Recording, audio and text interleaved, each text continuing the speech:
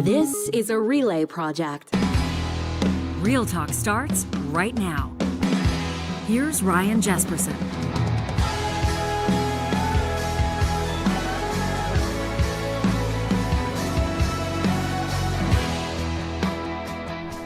Well, welcome to our first episode of the week. Real Talkers, grateful to have you here. You know the deal. We're lucky enough to have Supriya Dwivedi join us first episode of every week to dig into the news, not just that's developed or unfolded over the weekend, over the past few days, but also to take a look at the week ahead. That presented by Mercedes-Benz Edmonton West, and we've got a lot of ground to cover, plus feedback from you. We'll be looking to our Real Talk live chat today to get your take on that Canada-China deal. Yes to canola and yes to EVs. That was sort of the general premise of the swap.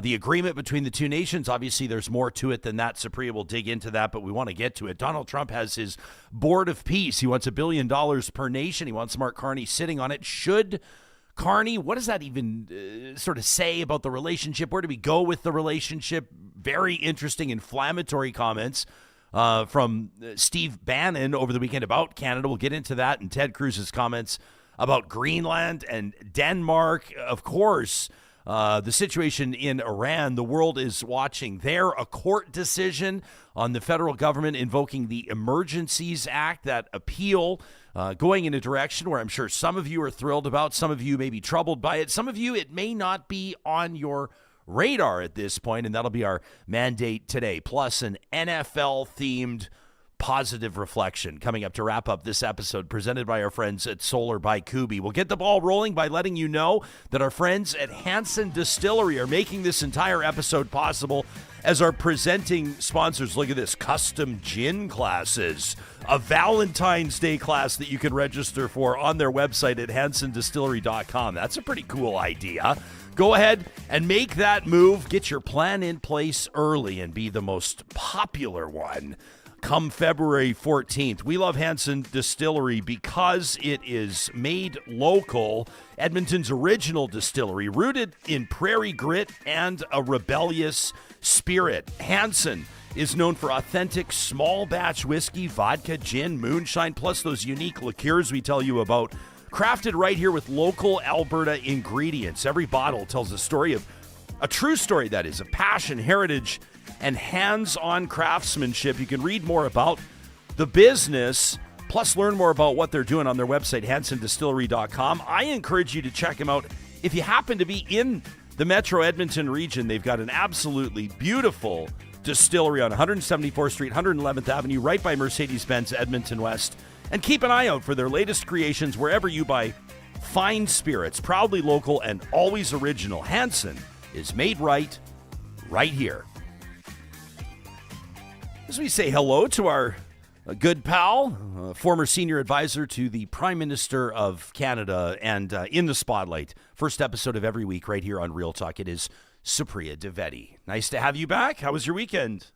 I was okay. How was yours? Well, had a really nice weekend. Traveled down to Calgary, spent some time with my parents, checked in with some friends, and then returned home to Edmonton to discover that we had left two vehicles parked on the street in front of our house during a seasonal parking ban. The snowplows had worked around them, and we had $500 in parking tickets. So that was how I was welcome back home on Sunday evening.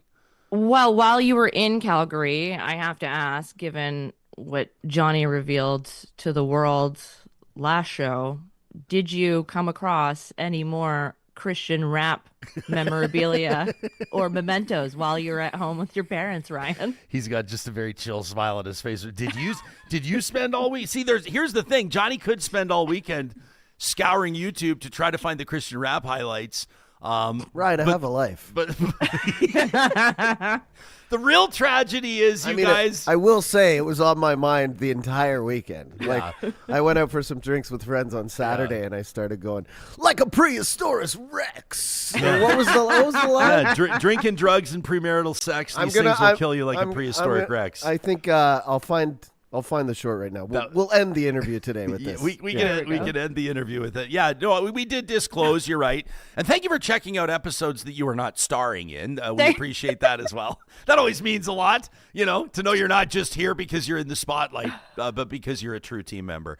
We did reveal that I did have a fledgling Christian rap career from 1990 through till about 1993. The real tragedy is that YouTube nor social media, neither existed at that time, and so all we would have would be actual cassette tapes and VHS tapes, and neither of which I would know the whereabouts. Let's play it. I got it here. You have it right here? Let's play it. It's all right, funny. here's for all the people at home that missed our most recent episode. Here's how it unfolded on the show anyway. Someone said, wait. Ryan was in a Christian rap group? Yeah. Yes. I remember one specific line. Now, this was the lyrics were penned in grade 8 and delivered at a talent show and youth group in grade 9. Fire, turn it up. I don't remember the whole song. I remember one of the lines that was like a real banger was drinking, drugs, and premarital sex. Oh, no. These things will kill you like a prehistoric Rex.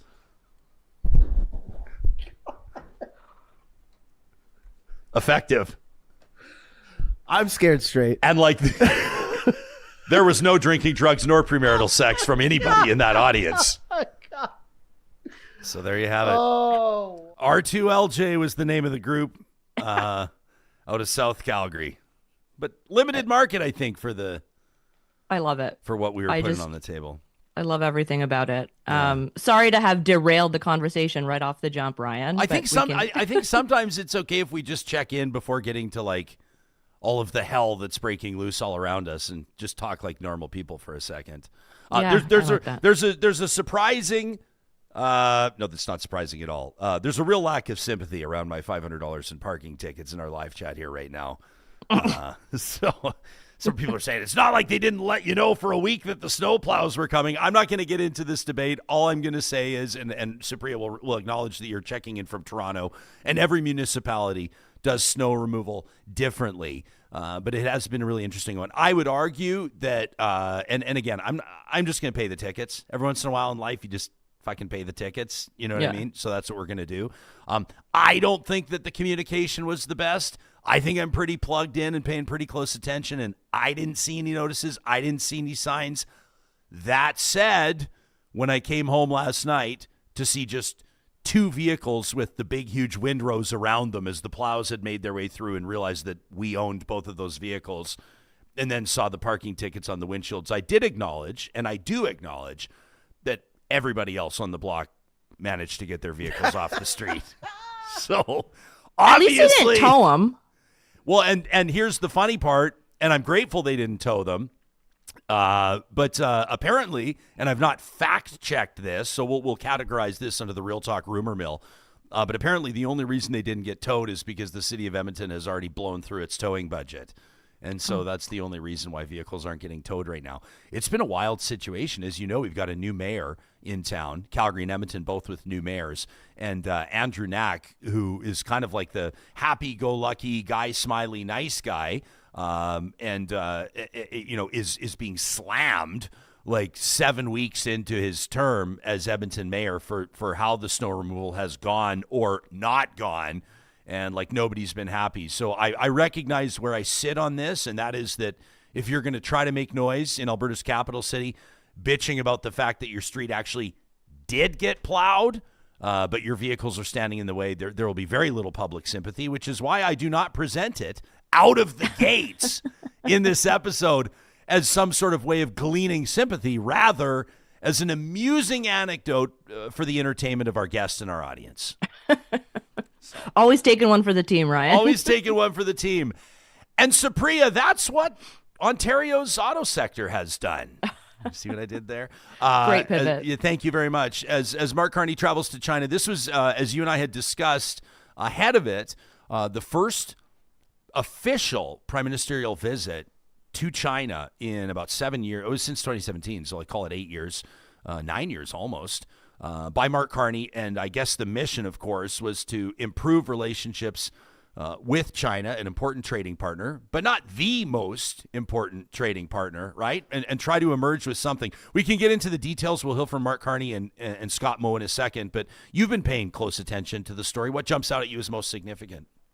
Yeah, I think what jumps out at me is the fact that, the whole reason why we tariffed Chinese electric vehicles to begin with was basically because the U.S. asked us to do them a solid and to go in tandem with them back in 2024, which is, since 2024, I don't think it'll surprise you or your audience to know that the U.S. hasn't exactly been, a steadfast partner and ally in a whole bunch of ways. So it made sense that we were always going to sort of go this way.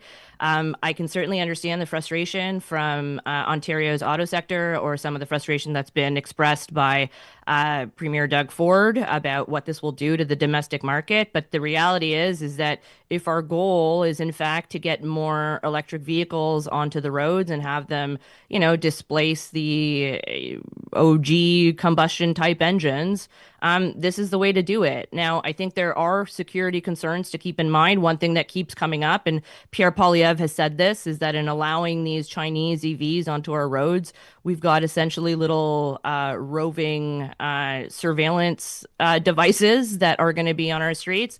And I think, that's something to be mindful of. But the flip side to that is that if you're not concerned about the privacy more generally, because in effect, most cars now are essentially little surveillance, roving surveillance vehicles. If you think of the way Tesla's leadership has behaved, I'm talking about Elon Musk in the last little bit, then you may want to question what data gets sent back there. So I guess I'm asking for is a little bit of consistency amongst some of the criticism that's been doled out over this. Yeah, I've been sort of paying attention to that on I guess just on Twitter. Here's one example of many. Mark Dubowitz tweeting, or retweeting a post as the Israeli Ministry of Defense, you're talking about this already, suspended the use of Chinese EVs, particularly those made by BYD. They say due to serious cyber security concerns, experts warning that the car's built-in comms systems and sensors could be used to spy on Israeli officials by collecting and transmitting sensitive data, audio, video, geolocation, biometric information to servers in China. And it's, of course, that's being localized, the story, by Canadian commentators or those commenting on Canada, saying Carney's just let thousands of these Chinese spy vehicles into Canada. I'll acknowledge and I'll agree with you on the Tesla thing. I think a lot of people would probably roll their eyes and suggest that, China would represent much more of a nefarious concern. Yeah, I don't disagree with that. Right? I'm not saying, yeah. So it's not it's probably not something that we want to poo-poo in a way. I'm not in the market for a Chinese EV, so I probably wouldn't be paying too close of attention to that. But I wonder if it is a thing. If,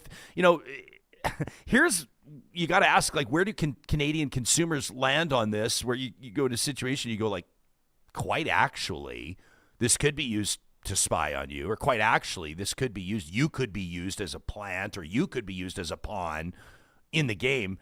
On the flip side, people will go, yeah, but these EVs are half the price of Teslas. And I've been using TikTok for 4 years, and people have been telling me the same thing about TikTok. It's a similar concern, right? TikTok probably even more. People are volunteering and posting and sharing the information as opposed to it just being captured. Yeah. I don't disagree with any of that. And I think, I am more tinfoil hat wearer than most, right? I am very concerned about privacy. I always sort of have been. I don't have any of those, I don't have a smart home set up in my place. I don't like the idea of having a giant corporation have ears in my home at all times and is listening to what I'm saying. So yeah, I can certainly appreciate the fact that folks have, kind of relegated themselves to this being the new normal. Think of any time there's an app, like you mentioned TikTok, anytime their terms of service, if subject to renewal or whatever, and you just have to agree to the terms, nobody's reading all that legalese, right? Nobody is really paying attention to the fact that they're asking for permissions for your contacts, your microphone, your camera, et cetera, et cetera. And we all just sort of accept it as part of being in 2026, and I guess that's fine. But from a government perspective, they obviously have to be mindful of these sorts of things. But again, let's not forget that in exchange for the allowing their electric vehicles onto Canadian roads, China is also going to, lower its retaliatory tariffs that it had put in place on a bunch of Canadian agricultural products. Conservative Premier Scott Moe out in Saskatchewan was with the Prime Minister in China. And I mean, he only had really good things to say about this deal. So I think that's also worth keeping in mind. Yeah, no kidding. And this is, I'm not sure if you saw Scott Moe push back on Vashi Kapelos, our buddy, just a couple of days ago, where she sort of, he pushed back on the framing of her question. I'll paraphrase it, but she basically says, how do you feel about, the assertion that China kind of split Canada in half, pitted one region against the other, right? Ontario versus the prairies or canola farmers. Sherry's watching us live on Facebook right now in our live stream presented by California Closet. She says, a reminder, everybody, canola is a commercial crop grown in various regions of Ontario as well. She says, particularly in the cooler northern Ontario districts, like, I'm going to blow this, Supriya, is it Temiskaming? Yeah, there we go. And Nipissing? And parts of eastern and central Ontario as well. So an interesting point from Sherry. Tony's in our live chat, powered by Park Power, and she says, I had to chuckle about the far right getting bent out of shape with Mark Carney's speech after the trade deal when he uttered the words New World Order. And that was a clip that really made the rounds. You and I were kind of laughing about that too, though, because when he says it, he slows down and he says this is a deal that well positions us for the New World Order. Yeah, but we talked about this. I feel like, oh my God, it's a conspiracy theory, and he's totally told us, and it's so blatantly obvious, but it's like, I don't know, it was a conspiracy theory when Bush Sr. said it back in the 80s and 90s, and then it was a conspiracy theory after the World Trade Centers came down and Bush knocked down the towers because he said it, we need a new world order, and it's just kind of, I mean, the term is just saying from here on out things are going to be different. That's all it really means. Right? Supriya, what is so based on what Johnny's saying, laying it out, like what is to you, former senior advisor to a prime minister, if you uttered the words "New World Order" in the halls of Parliament or in the PMO, is that something that people would hush about? What is it? What is it actually, in seriousness? What does it mean to you? Yeah, I mean, look, I think everybody needs to be careful with language, particularly if it is a known sort of conspiracy theory and, folks are going to jump on it. But I think what the prime minister was trying to do there was just to lay out in simple terms that to Johnny's point, things have been rejigged a little bit, right? Like, we can't really go back to, yesteryear or whatever it was in assuming that things will hold up in the way that they did. And, to some degree, Trump has sort of upended this and has forced folks and, countries writ large to sort of look at their trading relationships and look at their partners, whether economic or, security wise, and have to go back to the drawing board and start anew, sort of. And I don't think this was the prime minister signaling that he is part of some vast conspiracy, but rather Canada needs to, in light of actions by the U.S. and rhetoric by the U.S., needs to look to the rest of the world and try and forge as many partners as we can. And look, I think that there's a lot of rightful concern over allowing greater ties to a country like China, who we know interferes in our democracy, right? The public inquiry for foreign interference listed China as the number one actor when it comes to interference in our internal sort of democracy, India being second.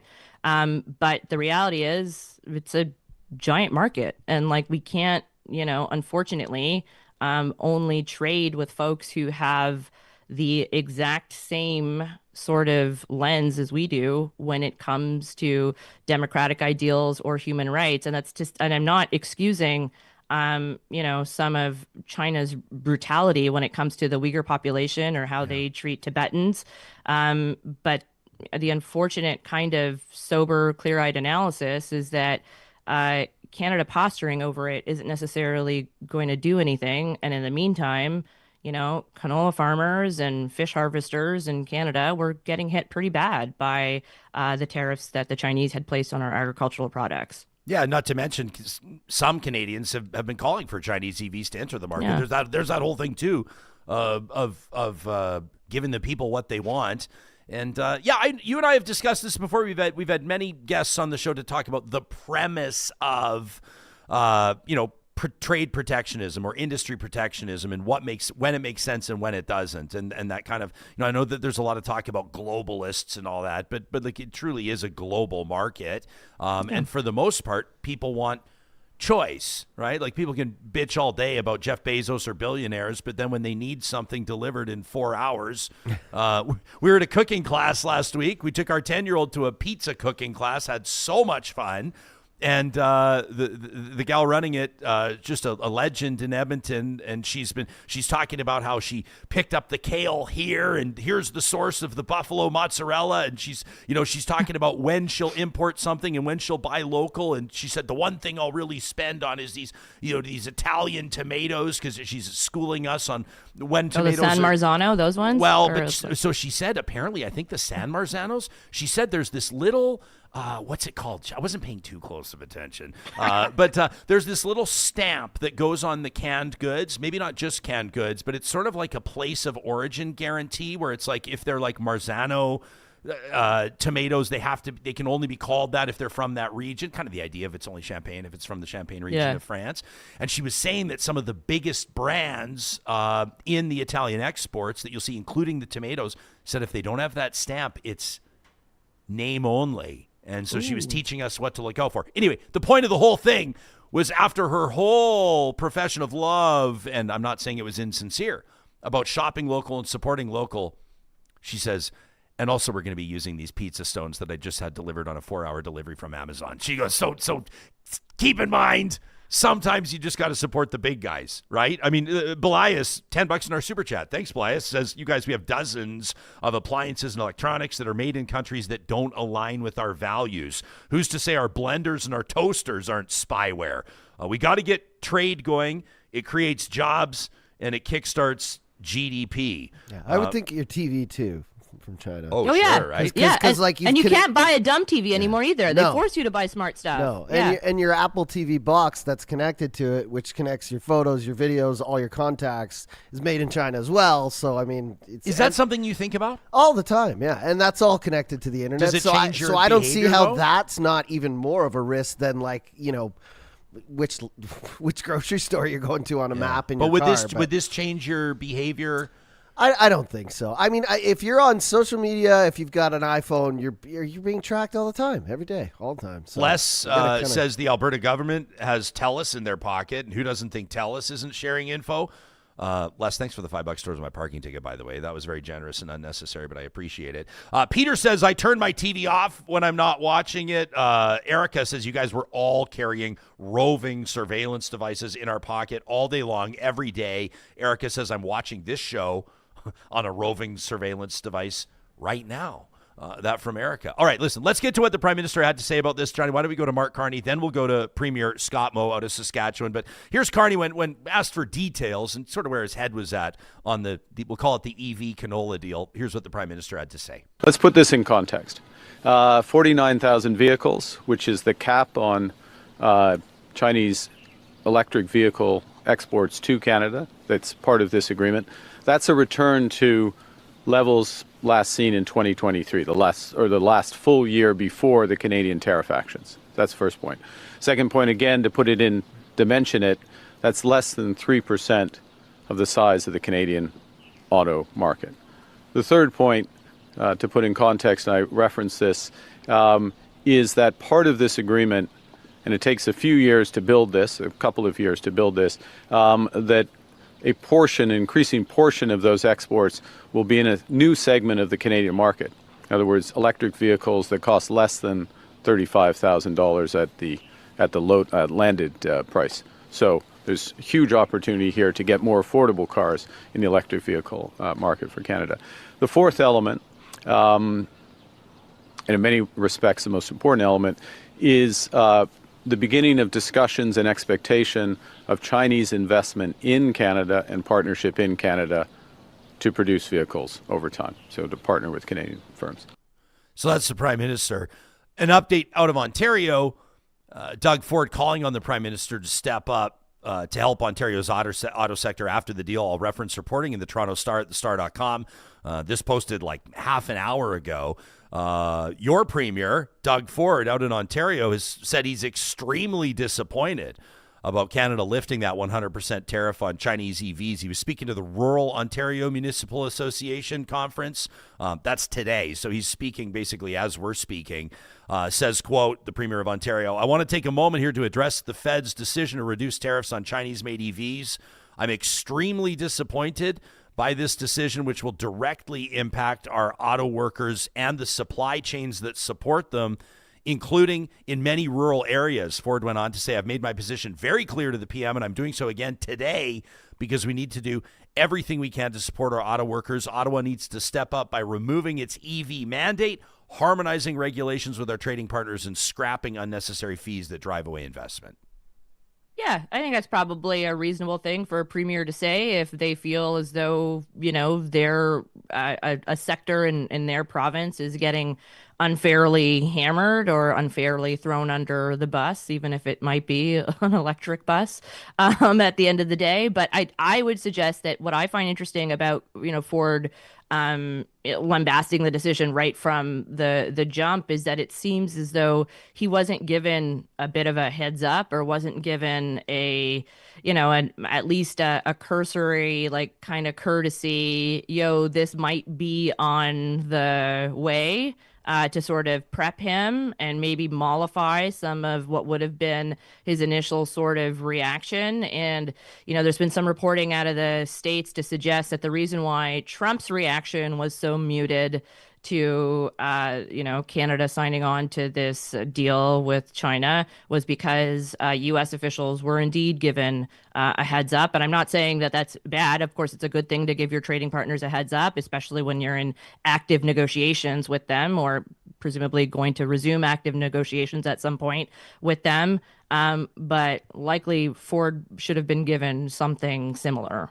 Do you, I mean, number one, and we'll remind people, or those just tuning in, we're hanging out with Supriya Dwivedi in our feature interview presented by Mercedes-Benz Edmonton West, a former senior advisor to Prime Minister Justin Trudeau. Does a Prime Minister include, especially, I mean, every politician's different. They're all wired differently. Those that, referencing many of Donald Trump's decisions will suggest that, like, he thinks one thing in the morning, changes his mind in the afternoon. People feel like they're getting blindsided. It doesn't strike me as though Carney would operate that way. Maybe you see it differently, but I believe that there's more chess than checkers. From his perspective. So is he really like kind of bull in a china shop, just not telling Doug Ford? Is Doug Ford maybe politicking a little bit in front of these Ontario, rural municipalities and saying what he needs to say? I mean, we had the same or a similar conversation on the other side of the country about Premier Dwivedi, basically feeling blindsided about the MOU with Alberta. Same prime minister involved in that one.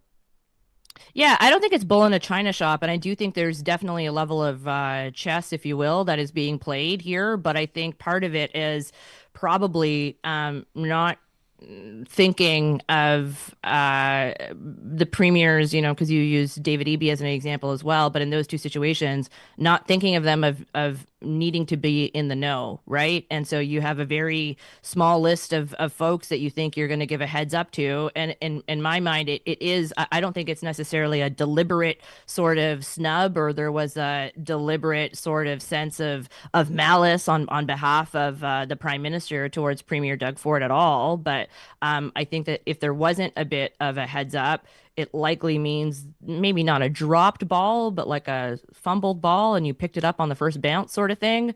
But at the end of the day, like, I don't think it's a good thing to have, and we've seen this before. This is not necessarily unique to the China deal, but like, I don't think it's good when you have various premiers that present outwardly a sense that Canada isn't united. And of course, we're not going to be united on everything. And I get that. I'm not suggesting that it's all kumbaya and, we should be naive about different provinces having very different interests for their, not only their constituencies, but their domestic economies. But you mentioned Vashi talking to Premier Scott Moe. One of the things that she sort of hammered him in on is the fact that it seems that the Chinese were pretty successful at pitting different sectors and different areas of the country against one another. And I think, Vashi's right. But I also think that happens irrespective of the country that we're dealing with. We're a very large country, and, Alberta's interests aren't going to always align with British Columbia's interests, that aren't going to always align with Ontario or Quebec's interests, et cetera, et cetera. Yeah. Why don't we hear from Scott Moe on this, Johnny? We've got it. Here's, just of interest, the Carney government has made strides in two prairie provinces over the past couple of months, which is not saying, just saying, kind of interesting to watch. This MOU with Alberta, we'll see where it goes and what happens. And then a solid, obviously, for Canadian ag producers on this front. And I don't know, I was, I guess, not surprised. I was, Scott Moe's comments made an impression on me. Here they are. The past number of months, we've seen this Prime Minister Carney, really elevate the Canadian credibility that we have in that international sphere of influence and trade influence. And we have always felt that needs to be a priority for a country, and we very much welcome the priority that Prime Minister Carney and the federal government is putting into that space as we speak. And I think we're seeing the fruition of some of that engagement with this agreement, which I think is foundational to the future of Canada today. That's about as much praise as you're going to get from a Conservative premier for a Liberal Prime Minister. It's significant. Yeah, I think so. I'd point out his written statement didn't give Carney any credit or give the federal government much credit.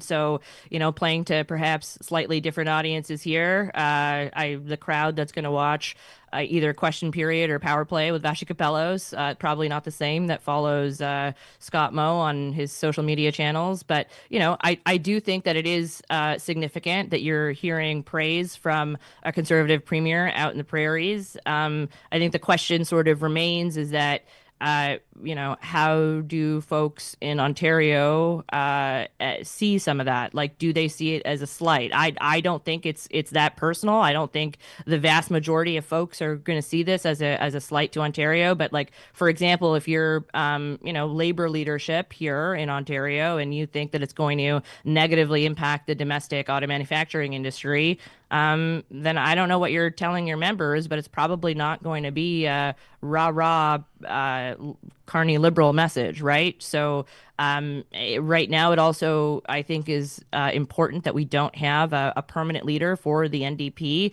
But if you look at what the interim leader of the NDP had to say, Don Davies, it was again very praising of the federal government, with them making the point that going forward there need to be supports for the domestic industry in Ontario, and I think that's probably the right way to do it. And I'd expect in the next few days to a week, I would expect Premier Ford's language to somewhat mirror more of that Don Davies language, becoming less combative over time, as I'm sure that the federal government wasn't just, they didn't have the domestic industry in mind. I think it's just going to take, some time for those announcements to sort of ramp up if they're coming. Okay, we've tracked down some of the audio. So this is from CTV Question Period. Vashi Capellos interviewing Premier Scott Moe over the weekend. Here's what he didn't like. He pushes back. China, in this instance, leveraged the fact that canola and agriculture mean a lot to one part of the country, and the auto sector means a lot to another part of the country. They effectively pitted one part of the country against the other. If we have acquiesced, as it appears we have, what does that tell them, again, about the next time? I actually disagree entirely with the framing of that question, Vassy. The agriculture industry, the canola industry, the oilseed industry, the pulse industry is important to virtually each and every part of this country, up to and including Ontario, and certainly many other provinces across Canada. Second to that, I would say that the foundation and the building blocks of this agreement provide tremendous opportunities for electrical partnerships, energy partnerships moving forward. forward that will benefit, provinces potentially like Newfoundland, for example, as well as some of the provinces like British Columbia that are producing LNG that is finding its way to the Chinese market as well, and there's opportunities for more of that to happen.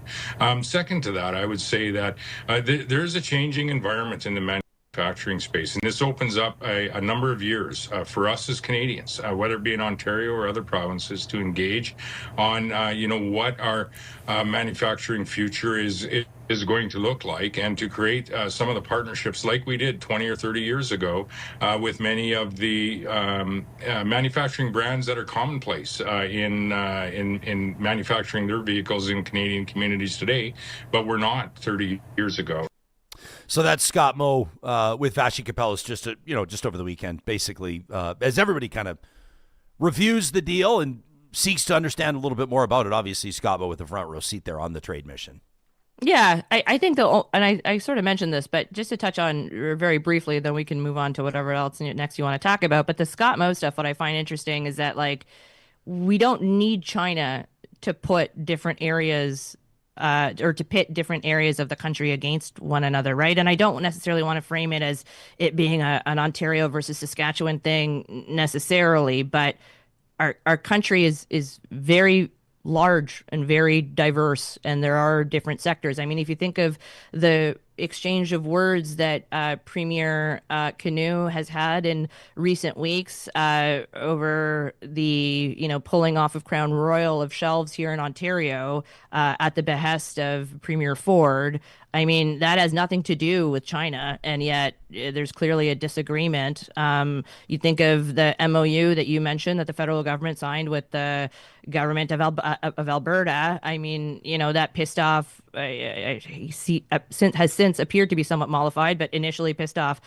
Premier Eby, right, in British Columbia. So you're always going to have this sort of tension, unfortunately, and I think it's incumbent upon us to sort of realize that even though there may be slight differences in our economy, or we may champion different sectors, at the end of the day, we are all indeed Canadian, and we need to keep a united front, especially in the face of increased threats from a bunch of different actors. Yeah, no kidding.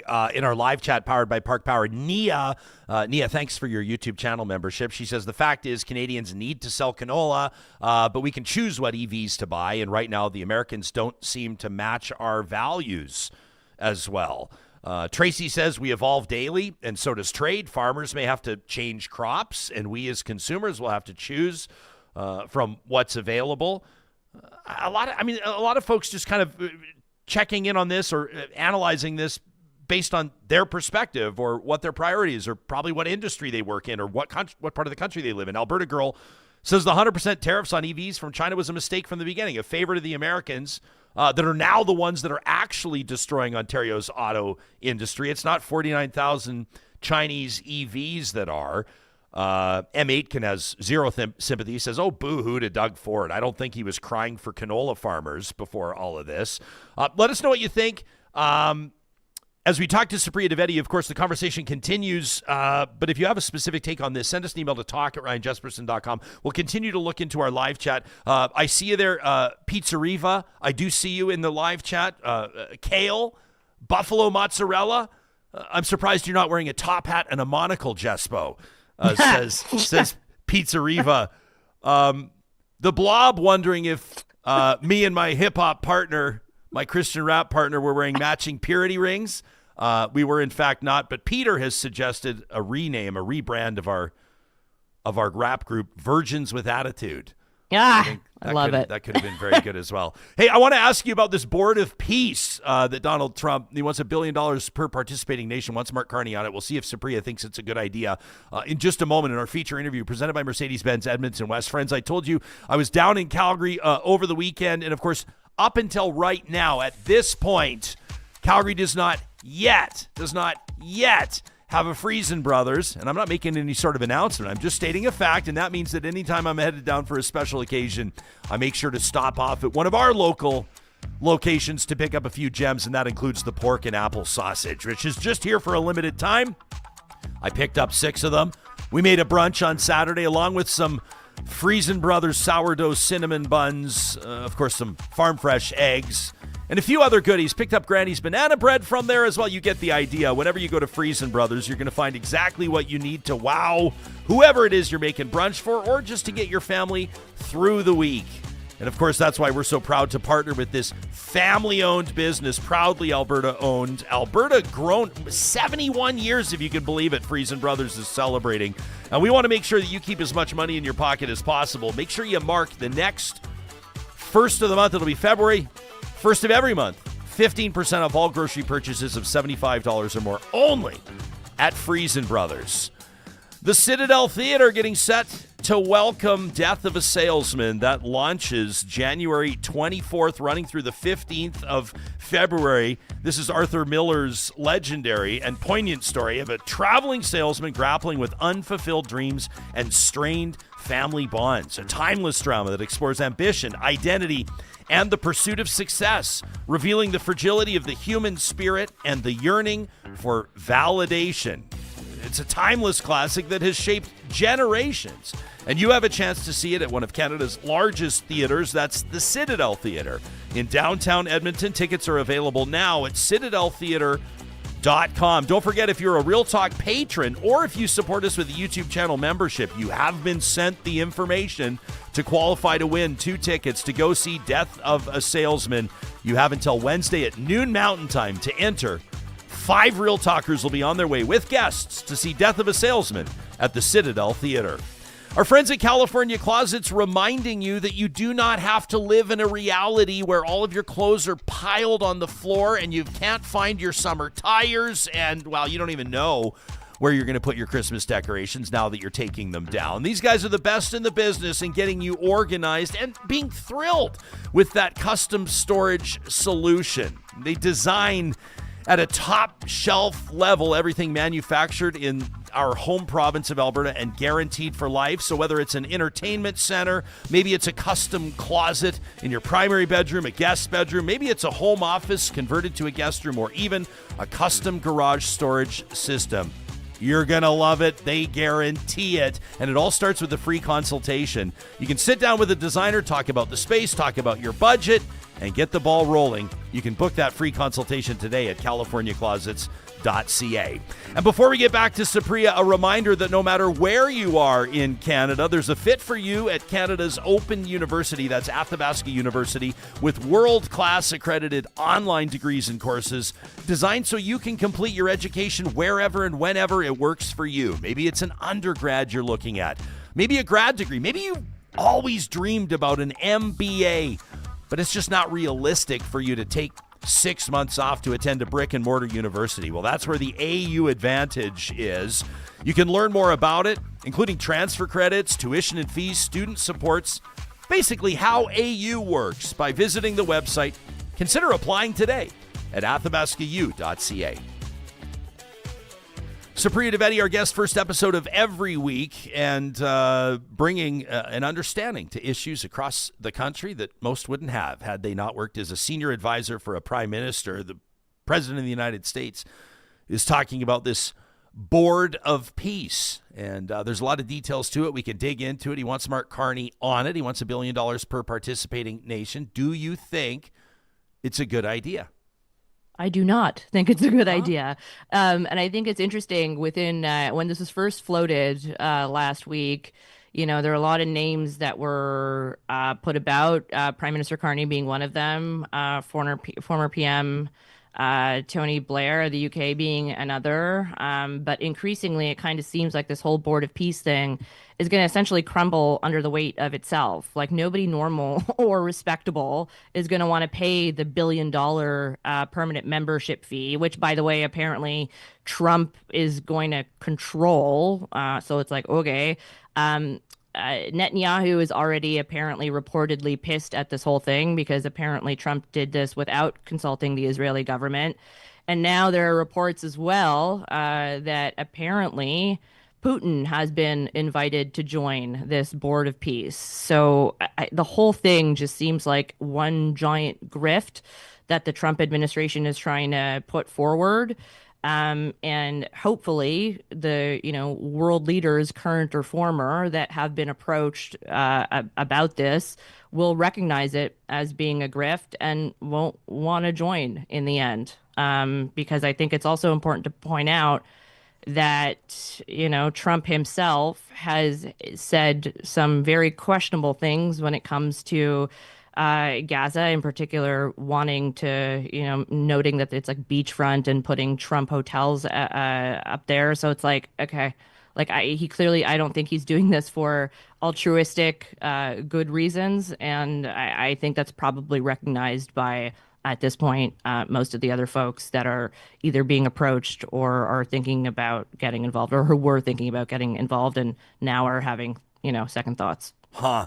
Did you see this tweet from the Nobel Foundation?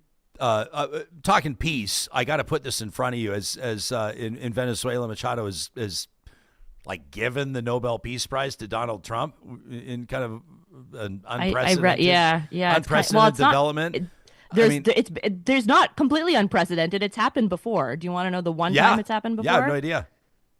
Apparently somebody gave their Nobel Peace Prize to Goebbels. To Goebbels? Back in... Wow.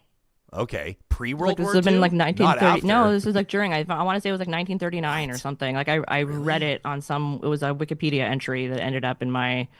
in one of my rabbit holes. Oh, wow. I go down a lot of rabbit holes, and this was one of them. Yeah. Okay, yeah, it's true. And sorry, I'm just searching it on the fly, but yeah, they're basically saying, in 1943. Oh, 1943. Okay, my timing was off. Oh, there's actually some interesting. A number of several Nobel laureates have chosen to give away or sell their medals. Including Kofi Annan, and in February of 24, his widow donated the medal to the UN office in Geneva. Totally different story. Some of them are on loan and displayed elsewhere, but you're right. Is it Knut Hamsun, who won the Nobel Literature Prize in 1920? And I'm referencing NobelPeacePrize.org. This is straight from the website. In 1943, the Norwegian author Knut Hamsun traveled to Germany, met with propaganda minister Joseph Goebbels. After returning to Norway, he sent his Nobel medal to Goebbels as a gesture of thanks for the meeting. It says Goebbels was honored by the gift. Oh, that's a relief. And says the present whereabouts of the medal. I shouldn't laugh. The present whereabouts of the medal are unknown. So Trump's got the most recent one. So says the Nobel Foundation in a statement on January 18th. That's yesterday. Quote, one of the core missions, I'm showing the tweet right now, one of the core missions of the Nobel Foundation is to safeguard the dignity of the Nobel Prizes and their administration. The foundation upholds Alfred Nobel's will and stipulations that the prizes shall be awarded to those who have conferred the greatest benefit to humankind. It specifies who has the right to award each respective prize. A prize can therefore not, even symbolically, be passed on or further distributed. There's no reference to Donald Trump nor Machado in there, but the timing's kind of interesting. I guess, but like if you're gonna say it, then say it with your whole chest. You know what I mean? What's the point of putting out like a subtweet if it's like you're not even gonna try and get to the main point? It's like, okay. And I don't know if you saw this morning, but apparently over the last couple of days, Trump has written the Norwegian PM to suggest that the reason why he's so steadfast in going forward with Greenland stuff is because Norway did not award him the Nobel Peace Prize, which, of course, the country of Norway has nothing to do with. But it is what it is. Yeah, so, the BBC's reporting on this. It's almost embarrassing. And I just don't. I'm having a really hard time, like on first glance, determining what's real and what's not anymore. I know, and I think that's part of the whole thing, right? Not only is it okay to admit that, I think we need to admit that to one another, to acknowledge. I saw photos today of a Russian city absolutely shut down by a massive blizzard, but it was just like it was a little too extreme, the images. Even for Russia, we live in Canada, we understand blizzards. I'm like, it can't be right. And sure enough, they were like, this is AI, it's not real. Anyway, this is real, as reported at BBC.com. A letter from the President of the United States, the commander-in-chief of the world's most powerful military, quote, considering your country decided not to give me the Nobel Peace Prize for having stopped 8 wars plus, all caps, I no longer feel an obligation to think purely of peace, although it will always be predominant, but can now think about what is good and proper for the U.S. The world is not secure unless we have complete and total control of Greenland, which is capitalized like a book title. I don't understand. Complete and total control of Greenland. The Prime Minister has confirmed he received the text message on Sunday in response to a text that he and Finland's President, Alex Stubb, had sent to Donald Trump. So there you have it. This is insanity. We all have that one friend that when their when our text inbox lights up, we have a text. I don't know if you do. I definitely have one friend. I'm thinking of her right now. That anytime a new message arrives from her, is it me? Is this? Are you? It's not you. Okay. It's not you. I actually can't open yours fast enough because most of them are hilarious. But with hers, I'm just like, shit. You know what I mean? Yeah. Like, and I sometimes I let them sit for a couple days because I just know it's going to put me in a bad space. And I have to imagine that would be like, imagine though that's POTUS. That's POTUS on your phone. Every time you open it, you go, oh my gosh, what now? No, it's anyway. Like I'll be interested to see what they're all going to be in Davos, aren't they? Like this week. So I'd imagine that there are going to be some interesting conversations happening on the sidelines, and if not, more formal meetings amongst leaders that are, now coincidentally going to be there and have to deal with this. So whether it's the Board of Peace or whether it's Kuzma negotiations or whether it's Arctic sovereignty or whatever the conversation is, the whole framing around the Canada-U.S. relationship is dramatically different than it was a year ago, 2 years ago, to say the very least. And I wanted to play this comment from Steve Bannon. I don't know that people sort of look at Steve Bannon right now as an official of a tie to Donald Trump as he once was for obvious reasons.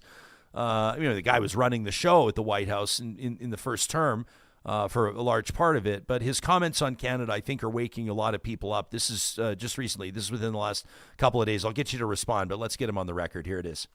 My other fear, too, is that when you talk about the Arctic North, which used to be Canada's Great Barrier, it's now their biggest exposure. This is why I say they could be the next Ukraine. There you have two Slavic entities fighting over the Russian-speaking eastern border. It's turned into a major war, a destructive war. But it's not in the vital national security interests of the United States. Canada's north, you just heard about the Northwest Passage, which is right on top of their territorial. If the Chinese Communist Party either one works out some agreement to have basing rights or some sort of exercise rights there, or just decides that Canada can't defend it because the president of China came in 2010 and gave a speech. He had a state visit to Canada. And in the middle of that, I think he gave a speech where he said, hey, we're an Arctic power too. And they were looking around going, China's an Arctic power? What do they mean by that? He was targeting Canada. And that is Canada is in the vital national security interest of the United States. Some of our forefathers thought that too, both in the Revolutionary War, the War of 1812, et cetera, where we invaded Canada a couple of times in the French and Indian War, which was all about Canada, right? American troops, as part of the British Empire, fought with General Wolfe and others. So Canada has been always kind of a linchpin for American security. Now, with advanced technology, it's even a bigger in the Northwest Passage. It's even a bigger in what we're doing in Greenland. I mean, this is inextricably linked to hemispheric defense. Hemispheric defense for the United States starts in Canada. Carney, and there are people worse than Carney there. You're seeing a shift in Canada right now. And this is why I think Alberta and this succession movement, they're sitting there going, it's not just about economics. It's not about tax policy. Canada is rapidly changing. 25% of Canada's, you just heard Tomlinson say, 25% of Canada's population is foreign born. 25%. Right now, Canada is rapidly changing. And I'm going to tell you, if you look at Parliament, if you look at some of these papers, you look at the discussion on TV there, Brian Kennedy, these people are hostile to the United States of America, not neutral. They're hostile to the United States of America, sir. That's pretty supercharged language from the former chief strategist to Donald Trump, Steve Bannon. Now, obviously, a political pundit, but he talks about a lot. Conveniently leaves out that we burned down their White House. in that era that he was referencing. But I mean, there's some pretty concerning stuff. I mean, when was it? This was like 3 weeks ago, 2 weeks ago that I was like, yeah, they're coming for a Northwest Passage. Mm-hmm. Yeah, they're coming for the Northwest Passage, right? Like, I think, and that was in reference to the national security strategy that the Trump administration had released right before the Christmas holiday back in December. But in it, there was language along the lines of like needing to secure access or freedom of navigation. All Arctic waterways are in navigable sea lanes, and that to me was language that was directly taking aim at the Northwest Passage. You have Steve Bannon saying it very clearly there that the Northwest Passage is of interest to the United States, and I think if you take that again, in conjunction with not only the national security strategy that was released in December, but there was an executive order that was signed by the president back in April of 2025. And there's a line in there that says something like it needs to underscore the United States commitment ensuring both freedom and navigation and American dominance in the Arctic waterways. And I think that should send a chill, pun not intended, down all our spines, because this means that that's exactly what they're going to do. They're going to come for our Arctic sovereignty. And I think that they're saying it very plainly. So we need to be prepared for it. We need to be shoring up alliances with other, particularly NATO countries and other Arctic nations that, would like to see the Canadian Arctic remain the Canadian Arctic. And unfortunately, you mentioned that Steve Bannon is not necessarily an official advisor, doesn't have any official role within the administration currently. But I mean, a ton of people still listen to him. He has a huge amount of influence within the White House. And I think, unfortunately, there's only a matter of time before the comments that get espoused by, further right or further right-wing influencers or commentators and then making its way through the pipeline and eventually becoming, White House policy is increasingly commonplace. And I think just watch in the next, few weeks, I bet you language coming from the White House is going to be a lot more specific when it comes to Canada, when it comes to the Canadian Arctic. And I'd imagine you're going to hear the words Northwest Passage from the administration in the coming weeks and months as well. Ambustion in our live chat says, this shit is why I take separatists very seriously. He says, I think that the movement is dangerous. It was interesting that Bannon references that specifically. And in the bigger picture, speculating around what he thinks is driving the Alberta separation movement. I mean, there's all these sort of things that he's saying but not saying, right? Like, he's like, everybody thinks that Alberta sovereignty or Alberta separation is about taxes. It's not. He says the country is changing. Canada's changing. And then the very next thing he says is 25% of the population is foreign born. They're hostile to the United States. I mean, this is just planting seed after seed, right? I mean, commenters in our live chat are saying this is why we need to pay very close attention to whether or not U.S. dollars, or at least the source of funding that's going towards Alberta separation efforts, which I think is a good point as well. I mean, on Facebook, John says Steve Bannon is an enemy to Canada. Tracy says, I suspect Canada will be involved in more than one war this year, in addition to supporting Ukraine. That's Ms. KD that said, by the way, we need to keep an eye, ensure that there's not an influx of American money to separation efforts. How do you even do that, right? I mean, that's the whole point around dark money. I mean, unless it's official processes, like, unless it's like an election campaign where law requires a candidate to disclose the source of all their funding at some point, this kind of ragtag group of Alberta separatists that aren't necessarily official. There's an official petition, by the way, that in some centers, in particular smaller, medium-sized cities, rural centers, literally thousands of people are lining up to sign these separation petitions. Interesting to see. I've got my own thoughts on that. They've got a long way to go to get to the 440,000 that Thomas Lukaszuk got, but still, you can't ignore big turnout there. But there's no requirement for these folks to disclose the source of their funding.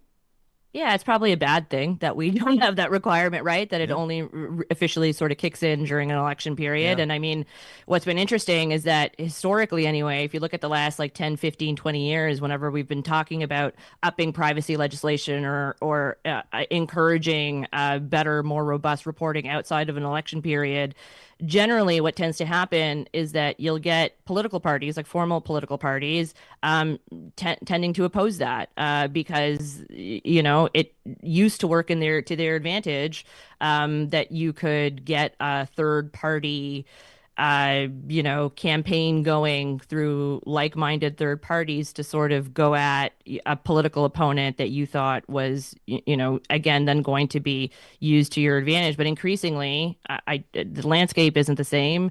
You mentioned the Alberta separation movement, and just a few weeks ago, you and I were talking about how apparently certain leaders from the Alberta separation movement were getting meetings with the U.S. State Department, which is, again, concerning, not just from a foreign interference perspective, but from a why is the U.S. State Department taking those, meetings to begin with? Because it seems like a bit of a slight to the federal government to do that. And I don't know, like we're in a completely new era, and I don't think our laws in place reflect the new era that we're in, and we should absolutely be worried and concerned about American money coming in to sow discord, division, and increase polarization into Canada. Can we keep you 5 more minutes? I have two things. I want to get to a couple of things. Number one, Iran, and obviously we're working on bigger picture stuff on Iran, but I want to make sure that we discuss it. And I got to ask you about this federal appeals court, the Court of Appeals decision on invoking the Emergencies Act, which is also of interest for sure to Canadians. Whether or not it's on everybody's radar, I don't know. But check this out. So a headline in USA Today, and you'll see this sentiment echoed out of news agencies around the world. But the president, Donald Trump, is calling for new leadership in Iran amid unrest. And everybody's asking, well, what's happening? It's a horrific situation over there. It's estimated 5,000 protesters have been killed, have been murdered by the regime. But if you look at a lot of the other stories and a lot of the other coverage on this, it's on behalf of Iranians, or it's representing that Iranian perspective that they expected. Like you see this piece here in Axios, the order never came. Behind the scenes of Trump's Iran pullback. With thousands dead in Iran, many believed that they would see the United States step in.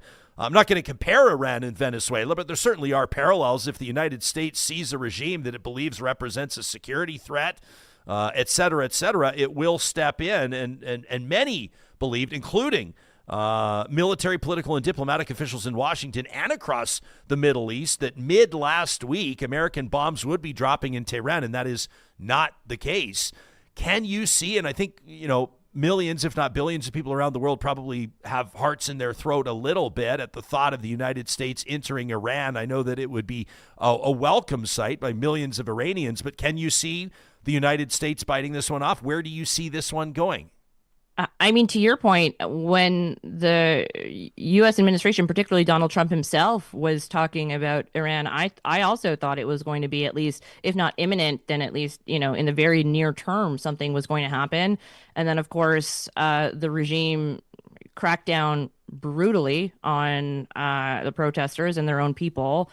And, to your point about the death toll, those are estimates. I mean, some estimates are placing it as much larger. It's very almost hard to 20,000. Yeah, it's very hard to get real numbers or to get verifiable information, because the regime has cracked down on all sort of outside communication going in and out of the country. So it's a very dire situation. I am surprised that the U.S. didn't do anything.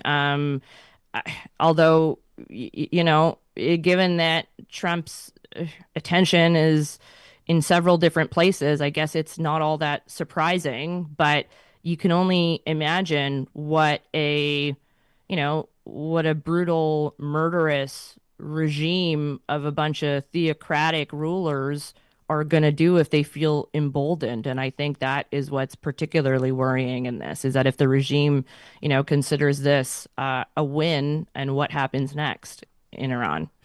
It's a story that we'll obviously keep an eye on, and we'll continue to seek informed perspectives on this, including through a Canadian lens in days to come. And to Real Talkers who are impacted by this specific reality, we see you. We see your emails to talk@ryanjesperson.com. Keep them coming. The show is better informed by better understanding your perspectives on this. Supriya, before we thank you for your time and say goodbye until next week, let me ask you about this decision. I know that a lot of folks that were impacted by that Freedom Convoy on either side of it, either Ottawa residents or Canadians that saw the nation's capital shut down, or those that were participating in it. We're curious to see how the Federal Court of Appeal would rule when it comes to whether or not the federal government was justified in invoking the Emergencies Act to essentially shut down that Ottawa occupation.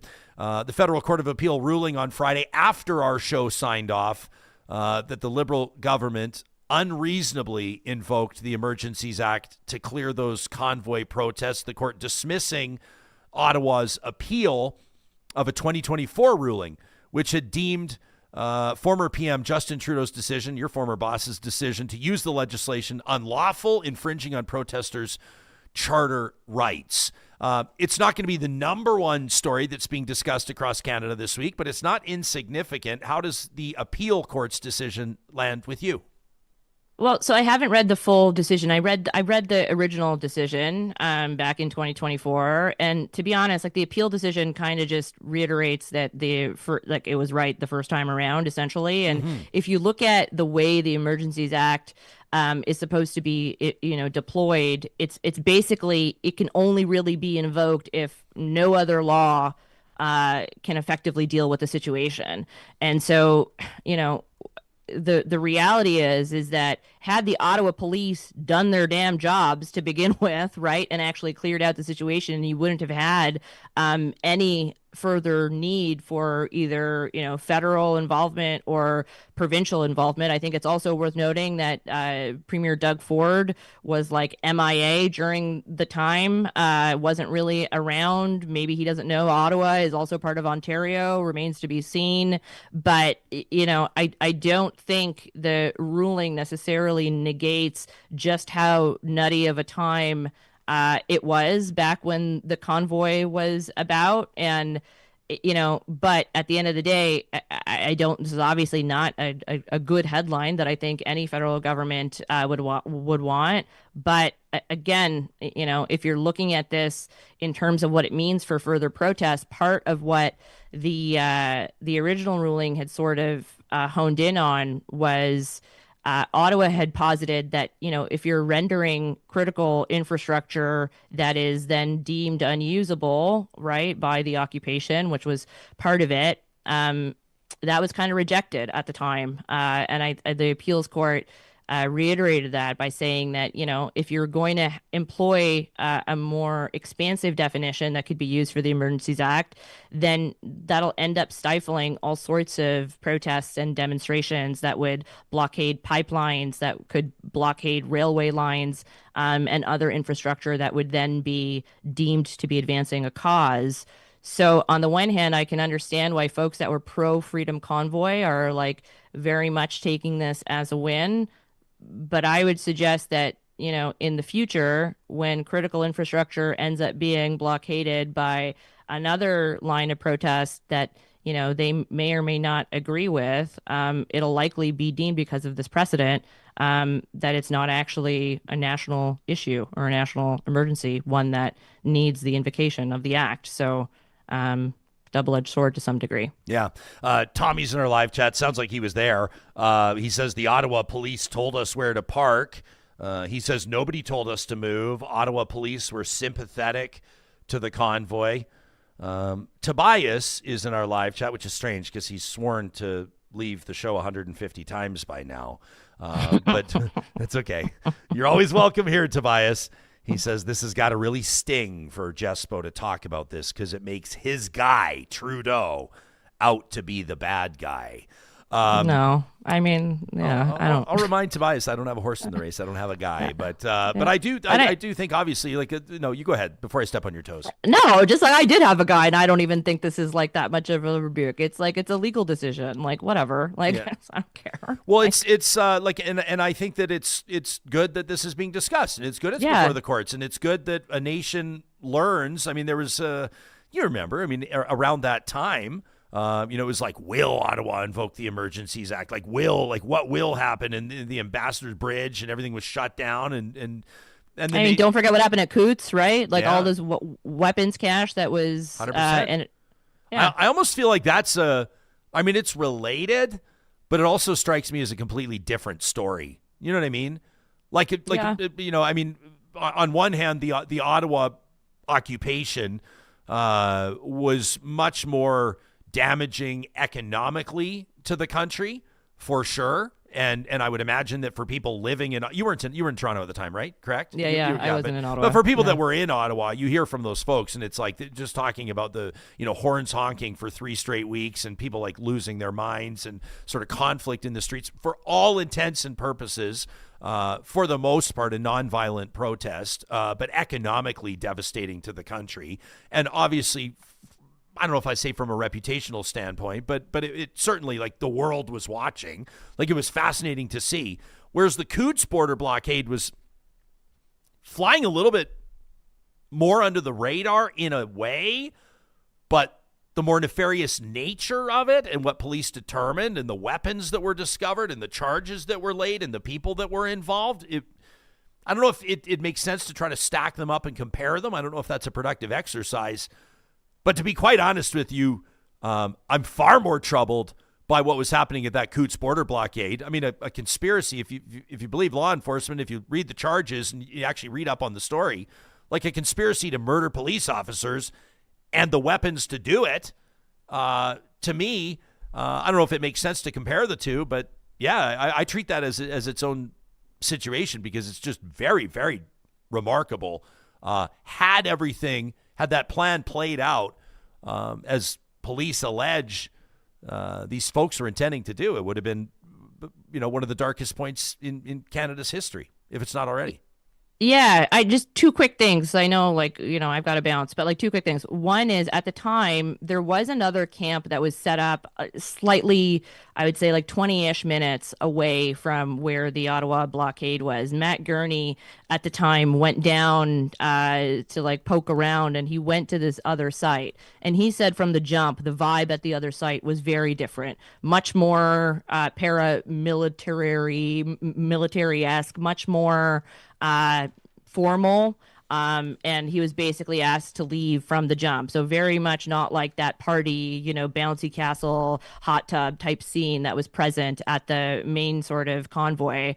And the other thing I would say is that if you mentioned the whole world was watching the Ottawa part of it. Yeah, I don't think that was an accident. If you look at the degree to which Russia was very interested in the convoy, I mean, RT was the #1 international outlet and Canadian outlet that covered the convoy, and then the second most covered outlet that would have covered it was at the time Tucker Carlson at Fox News. Tucker Carlson since has, shown himself to be quite sympathetic to Putin and the Russian regime. So you have to question the kind of attention that was focused in on Ottawa at the time.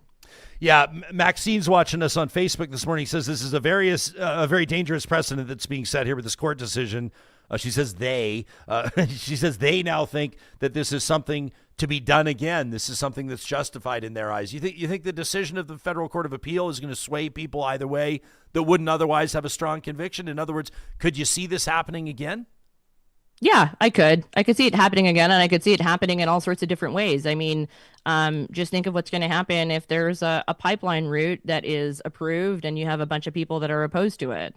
It'll be really interesting to see folks that were very adamant about, infrastructure and economic blockades not being a real issue for a national emergency completely flip their tune when it's for a cause that they, believe in. So Let's see. We shall see, and we shall speak with you in a week, my friend. Supriya Dwivedi joining us, first episode of every week, presented by Mercedes-Benz Edmonton West. We'll talk soon. Sounds good, Ryan. Yeah, you got it. Real Talkers, let us know what you think. To talk at ryanjesperson.com. Tracy says, I believe that we simply need clear policy on protesting, maybe like no critical infrastructure. And we need clear policy on policing. Aaron says, you guys, they were blocking freaking ambulances in Ottawa. Tony says, Ottawa officials, maybe she's referencing the mayor at the time, and Ontario's premier at that time, and still. Doug Ford says they weren't doing their jobs. And it placed this solely on Prime Minister Trudeau at the time, who had to do their jobs for them. And that's just stupid. That from Tony. Let us know what you think. Whitetrium says everybody involved in the convoy needed to be, come on, you're not serious, right? Needed to be jailed for 10 years and have $250,000 fines for every day they were there. I'm assuming that's tongue-in-cheek, although maybe not. I don't know where I land on this. I mean, Christine says, I disagree with the federal court decision. The truckers in Ottawa were thugs. They did enormous harm in Ottawa, and in Coots, it was domestic terrorism. TC says it cost our economy billions. Thankfully, no lives were lost, but many people suffered. Tommy, meantime, says, we made history, and you were all still talking about the famous convoy. And it's true. Tommy, it is history. That's a fact. It did make history. That's a fact. It's part of Canadian history. The Freedom Convoy, that trucker convoy, is something that Canadians that were alive and sentient around that time will probably always remember. And people are still talking about the famous convoy. No lies detected there, Tommy, in your comment. I would imagine that it's safe to say that it's still a very polarizing situation. There's still some decisions, court decisions and other decisions up in the air around it. There's still some questions around some of the organizers and whether or not they feel vindicated or not. And there's a lot of people, just everyday folks that participated in that Freedom Convoy as well, that would have their own stories to tell. Some of them probably feel like it was the most important thing that they've ever done, or the most important work that they've ever done, that they worked to hold the government to account, that in some way, shape, or form, their action in that Freedom Convoy impacted the federal government or provincial government's decisions to roll back COVID restrictions or what have you. Others probably participated in it and spent a lot of money that they didn't have at the time and didn't get the money back and probably have some hard feelings around it. We've heard from a few people that have written into the show that way. I'm not saying it's the majority position, but a lot of people felt like there were going to be financial supports for them that never happened. The millions of dollars that were donated to that Freedom Convoy didn't all make their way to the individual truckers. I don't know what it costs to drive an 18-wheeler from Chilliwack, BC to Ottawa, but I don't think it's cheap.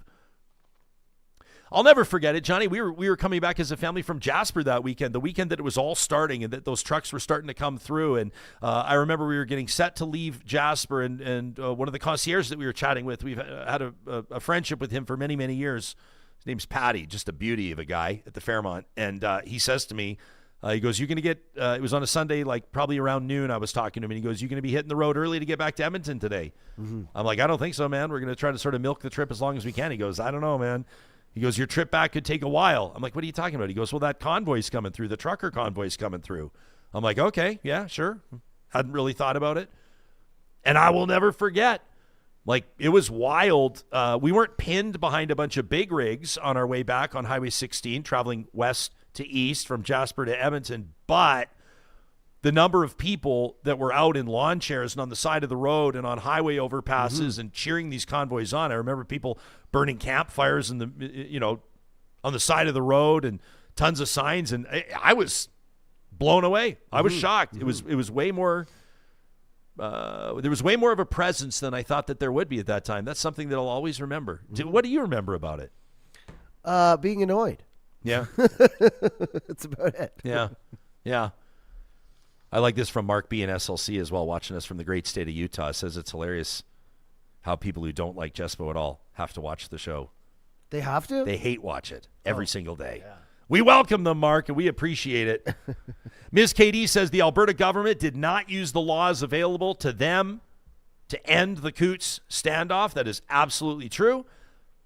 You remember that? That was like the one thing that the Alberta government at the time, Premier Jason Kenney, was like, did not want to get involved in that at all. It was like, it's a border crossing. It is federal jurisdiction. That is not something, you remember that? And then the feds were having to find tow trucks and to get those vehicles out of the way that were blocking the border crossing. But then tow truck drivers were alleging anonymously, including to this show, that they were being threatened, that their livelihoods were being threatened, that their well-being was being threatened. Were they to accept the government contracts to tow those vehicles out of there? So none of the, I shouldn't say none, I got to be careful when I say that, but a lot of those tow truck drivers wanted nothing to do with clearing that Coots border blockade. Christine, thanks for your $10 in the super chat. Says your Monday conversations with Supriya are a huge breath of fresh air. She says she's our favorite guest. Sorry about your cars. Guys, don't worry about the cars. I mean, obviously it's a kick in the teeth. Everybody gets kicked in the teeth sometimes. This is it's my own fault. She says, have a wonderful day, everybody. Off to work. Christine, you have a great day to work as well. And Cam in a pizzeria in our live chat. I see you there, Cam. Looking forward to the next Real Talk VIP election watch party, or the next Real Talk gathering, to say thank you to those of you that go above and beyond in your support of the show. Cam is expecting that I will be presenting him with my Edify Top 40 Under 40 award. Cam, maybe. It's not a Nobel Peace Prize, but you never know. Things older than you might have thought by now, Johnny. 2009, if you can believe it. Feels like forever ago. These conversations happen on Real Talk with the support of incredible partners, including North Road Investment Council. And if you are watching the Canadian stock market, if you're a market watcher, you know likely that the Canadian market returned almost 32% over the last year. How did your Canadian mutual fund perform? Did it outperform that return? When it comes to investing, more and more private clients and institutions are asking, if most mutual funds are not keeping up with the benchmark, why not just own the benchmark? At North Road Investment Council, they build customized passive portfolios that are designed to capture index returns, but with a strong focus on tax management and matching your values and your preferences. If you're at an early stage of building your wealth, the team at North Road can also work with you on an hourly basis, where you have a professional review your current investment strategy, your insurance needs, develop a customized financial plan. And then for families and institutions with around $2 million or more to invest, they can create a fully customized factor portfolio in Canada and the U.S., all within a globally diversified investment strategy. This is just one of the many ways that North Road Investment Council separates itself from all the rest. You can learn more about how they do what they do by kickstarting a conversation with Marshall, Carey, and the team. You'll find a wealth of information on their website. That's northroadic.com. We're thrilled to be supporting UCAN Comedy Nights coming up in March, and I encourage you to do the same thing. UCAN Youth Services, you know we love these guys, a nonprofit charitable organization that's helping young people out of harm's way and onto a path of economic independence with a number of different programs, and you can read about those programs on their website, ucan.ca. A great opportunity if you're an employer looking for a reliable, motivated source for entry-level employees. UCAN has them graduating every single month, and they do an amazing job, these young people. And a big part of supporting that is through UCAN's Comedy Nights. They're coming up March 9th through the 11th, March 16th through the 18th at the Comic Strip at West Edmonton Mall. They'll have a silent auction. They'll have a live auction, including an exclusive Real Talk item up for grabs. And we're going to be there proudly supporting them. Consider getting a table, inviting your friends. You can sign up today at ucancomedy.com. Our next edition of Alberta Wins, presented by Play Alberta, coming up on Thursday of this week. That's going to be the 22nd of January. Don't forget, if you submit an Alberta Wins story, an Albertan, an agency, an organization, a team, an individual that's really making impressions in the world around them, send it to us to talk@ryanjesperson.com. You could qualify to win. You will qualify to win if you send it in. 2 tickets to the Play Alberta Suite for Real Talk Night on the 21st of March against the Tampa Bay Lightning. We're getting a ton of them. We want to read yours. Send us your Alberta win to talk@ryanjesperson.com. Did you hear a winner in Sturgeon County just scored $100,000 on Cash Machine? You can check out the Play Alberta app or playalberta.ca. And with hundreds of popular casino games to choose from, jackpots worth millions, and the fact that all revenue stays right here in Alberta. Albertans are winning every single day. You can download the app today to get started with casino, sports, and lottery all in one app. You got to be 18 or over to play. And if you do decide to gamble, please do use your game sense. And we want to make sure that we have the Royal Alexandra Hospital Foundation on your radar as well. What a remarkable history at the Royal Alex. 125 years. Well, they're getting set for the next 125, and we're helping them set the table for that, so to speak, by sharing echoes of the Alex. These are the stories of lives transformed. Some of them are gut punch stories. Some of them are stories of thrilling recoveries. The fact of the matter is the doctors, nurses, and everybody else at the Royal Alex have had a dramatic impact on the world around them, including in the Metro Edmonton region. It's the Eye Institute of Alberta, the C.K. Huey Heart Center, the Lois Hole Hospital for Women, and of course, the Royal Alex. You can learn more about that legacy of care by checking out royalalex.org, and we encourage you to consider a donation, if you're able, in honor of a loved one, to ensure the care continues at the Royal Alex. You can check out givetoroyalalex.org to make a one-time gift or a monthly gift today. Leslie in our chat says on the weekend, her group signed that Alberta Funds Public Schools petition. She says, thanks to Real Talk for letting us know about it. She says, I also signed the Tanya Fur recall petition this weekend. Man, there's a lot of petitions going around right now. You got all these MLA recall petitions. You got the petition to end public funding for private schools. We heard about that from the petition organizer that was on our show just last week. Interesting stuff. And I thought that it was also interesting to see where the audience was at on that. We had several new names popping up in our live chat. Mm-hmm. As a matter of fact, an influx of new names. And I'm not sure whether that was a coordinated effort or not. We welcome that. We encourage people to invite others to tune into the show, to have their say in the live chat. But enlightening, I guess, just to see. It's a small sample size of a province of 5 million people, but to see where folks are landing on whether or not public dollars should continue to go to private schools in the province. I love a good petition. I'm petitioning to have a petition day in which so you don't have to go online or to, a local grocery store and go to like a tent. These petitions will all be organized into a petition form, and then you will just simply, people will come to your work. You could sign like 10, 20 petitions in one day. It could be like a farmer's market. Yeah, petition day. Petition market. Annually. What would be especially wonderful is if you could get the dueling petitions side by side. So you could have like the Forever Canadian petition, and then you have the separation petition right beside them. And, sign them both or just sign one. It's up to you. It's petition day. It's your day. Yeah. Aaron in our chat says, I really dislike those recall petitions, guys. Just vote differently.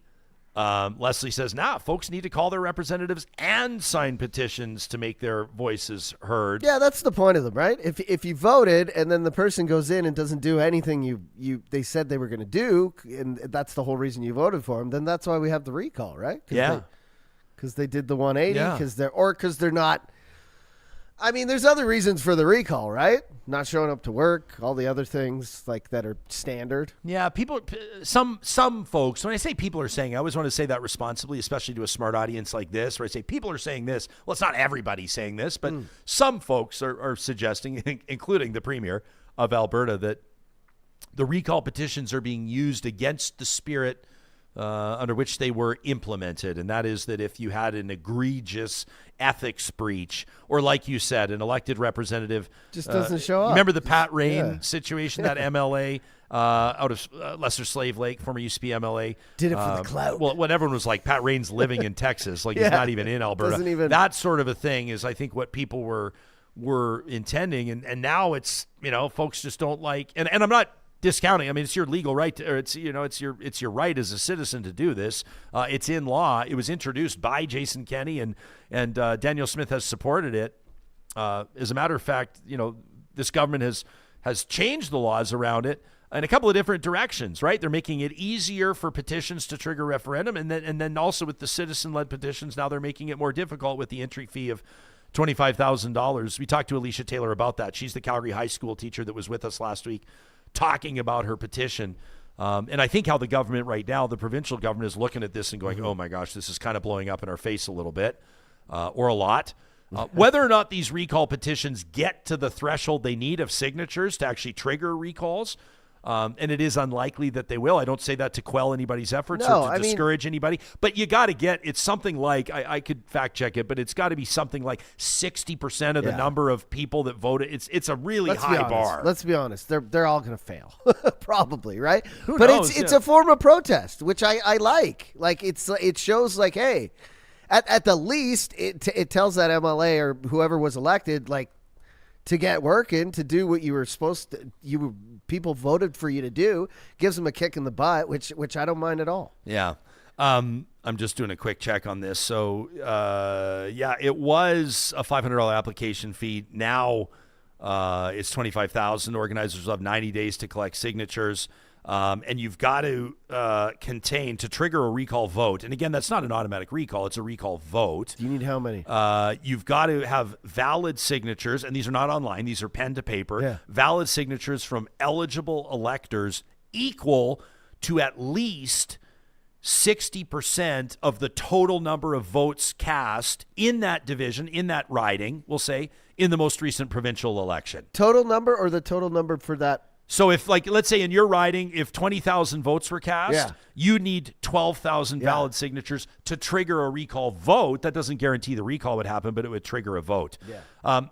One of the reasons why I bring this up is I think this will be a particularly interesting interview that we will bring you in our next episode, friends. That'll be the 20th of January. Mark Tokar is the founder of, and she'll sort of, she'll lay out exactly how she became involved in this, but she's the driving force behind these recall petitions, and she has been, and she's going to tell us firsthand. She's going to join me in studio in our next episode. She'll talk about the supports that they've been offering and what they've been doing to facilitate those recall petitions in a number. It's like just under 20 ridings in the province. So it is a remarkable story, and we encourage you to tune into that. Let your friends know if they want to check that out as well. They can catch it on the 20th of January. That's a Tuesday, 8:30 Mountain Time, live streaming or later on demand.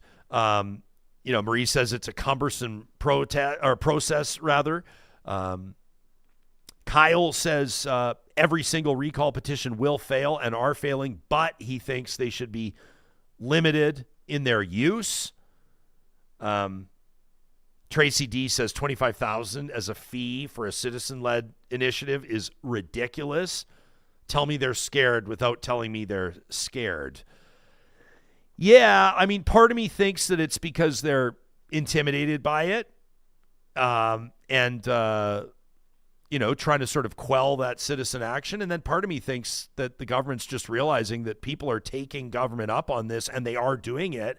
And as we've seen from Elections Alberta and the funding debates that have swirled around this whole story, this costs money, and it costs money to administer. And I'm not saying that I support. As a matter of fact, I absolutely do not support a $25,000 fee to have a petition approved by Elections Alberta. I think that that's ridiculous. 500 might be a little bit low. We've talked before about what we think that the pay to play should look like for people that are running in an election. You know, if you want to be the mayor of a city or you want to run in an election, what should that fee be? Many of you have very effectively argued that there should be no fee or very little fee. You know, you should have to get it's $500 and get 100 signatures, and you should be able to run for mayor or what have you. Others of you think that the bar should be higher. You should be able to get 500 signatures, and you should be able to prove that you can raise $5,000 if you want to be taken seriously as a candidate. This has become more of an issue as we saw, 210 names on the ballot, I think, in Battle River Crowfoot for that. We call it the Pierre Poilievre by-election, but it was the Battle River Crowfoot by-election. A lot of people have said it makes no sense to have the pay-to-play, the entry standard so low that 210 people can sign up to try to muddy the waters and make it difficult and use that as their leverage to influence or at least make a statement around an election or a by-election. Others argue that you don't want democracy to be out of reach for people, right? That the spirit of democracy is that everybody does have an option or an opportunity to get involved. And it shouldn't be $5,000 if you want to run an election. You shouldn't have to get 500 signatures on your application. Let us know what you think. To talk at RyanJesperson.com, and I do encourage you to check in and to see what Mark has to say. That's coming up in our next episode of the show. As we wrap this episode, we do so with a tradition that our friends at Kuby Renewable Energy have had in place since Real Talk's very first days, and that is an opportunity to focus on positive stories that have restored our faith in humanity or put a smile on our face. It's Positive Reflections, proudly presented by Solar by Kuby. And I love this one here from Justin. He sent an email to talk at RyanJesperson.com. He said, "Hey, Jespo, I sure hope that we can find some time." He says, "I know it's not a sports show, but I sure hope we can find some time to talk about what happened in the press conference after the Jacksonville Jags lost their wild card game to the Buffalo Bills." And by the way, I know that this is a tough one for Bills fans that are listening to this episode as well. Tough outcome against the Denver Broncos. But it was back just a short time ago on the 11th of January that the Jacksonville Jags and their first-year coach, Liam Coen, saw their Super Bowl dreams die at the hands of the Buffalo Bills. And a disappointing loss, obviously, for the Jags, and a disappointing loss for Coach Coen, no doubt. And so he goes to face the media at a news conference after that game, and that was when he faced a question from a reporter from the Jacksonville Free Press. Lynn Jones-Turpin has been covering the NFL club for 30 years. But what she did when she stepped up to the mic to ask her question got everybody talking. Not everybody loves it, but it made a real impression, and not just on football fans. We're going to play exactly what she had to say, her moment at the microphone, and then we'll get to our thoughts on it. So here's reporter Lynn Jones-Turpin to Liam Coen, the first-year coach of the Jacksonville Jags on the heels of their loss. I just want to tell you, congratulations on your success, young man. Thank you. You hold your head up, all right? You guys have had a most magnificent season. Thank you. And you did a great job out there today. Appreciate so you it. just hold your head up, okay? Thank and you, ladies ma'am. and gentlemen, Duval, you the one, all Thank right? you, ma'am. keep it going. We got another season, okay? I appreciate Take it. care and much continued success to you and the entire team. Thank you, ma'am. So you can see, I just got chills listening to it. The coach's face lights up. Like almost like he's surprised, Johnny, like he wasn't expecting that. They probably want to ask him about his special teams. They want to ask him about his quarterback. They want to ask him about where they could have done things differently. They want to ask him about next year. But in comes this journalist, a 30-year vet, and she takes that opportunity to put a little wind in his sails, to encourage him. Now, it didn't go over great, to be honest with you. As a matter of fact, Forbes is reporting on this. You can check out this headline in a piece by Nicole Kraft. NFL press conference sparks debate over empathy in sports journalism. You had an interesting tweet here from Jenna Lane at ESPN. Says this reporter sounds incredibly sweet and thoughtful, and I can tell she comes from a place of love. But if one of us, her female peers, did this after a postseason game in 2007, like 20 years ago, we would not have been allowed back. She says women have fought really hard to be in these spaces. It's been called embarrassing, unethical, unprofessional, and the debate continues here more than a week after that game was played on whether or not Lynn Jones-Turpin was out of line in encouraging Coach Liam Coen to hold his head up high. All I have to say about this is that we are in a world where discouraging and devastating news headlines greet us every morning when we wake up and every night as we're going to bed. And sure, sports plays such an important part in inspiring us and, of course, in helping us feel like we're part of something big. We feel the wins, we feel the losses. And sports also is an opportunity to exhibit and to celebrate our humanity. So I can see the point that colleagues like Jenna Lane from ESPN are making, and she's far from the only one that has criticized Ms. Jones-Turpin for those encouraging words. But I think what she did is magnificent. She took a risk, but she was clearly speaking from the heart. And if you see the body language of Coach Coen, as soon as she starts talking, telling him he did a good job, they did their best, he should hold his head up high, it's evident that the power of her words were on full display. And I have to imagine that she turned his day around, if only for a moment. Every coach wants to win. Every football team wants to hoist the Super Bowl. But if it's not your day, it's not necessarily the end of the world. And I say kudos to Lynn Jones-Turpin for resetting Coach Coen's focus and reminding all of us that it's never too big of an effort, never too big of a stretch to offer encouragement to a fellow human being. Let's walk through our week with that. Let us know your positive reflection to talk@RyanJesperson.com. You could be featured the first episode of next week or every week to follow, courtesy of our friends at Kuby Renewable Energy. You can get a free solar quote today by visiting their website. That's kuby.ca, Kuby.ca. We're back at it tomorrow with Marg Toker. She's the organizer of those recall petitions you've been hearing so much about. Send us your thoughts or your questions ahead of time. We'll do what we can to fit them into the show. Thanks for being a part of this one, friends. We'll see you soon.